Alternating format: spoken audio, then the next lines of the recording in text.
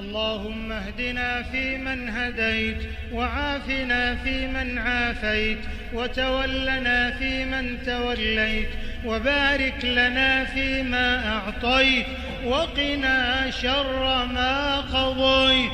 اللهم إنا نسألك بأنك أنت الله الذي لا إله إلا أنت، الأحد الصمد، الذي لم يلد ولم يولد ولم يكن له كفوا أحد.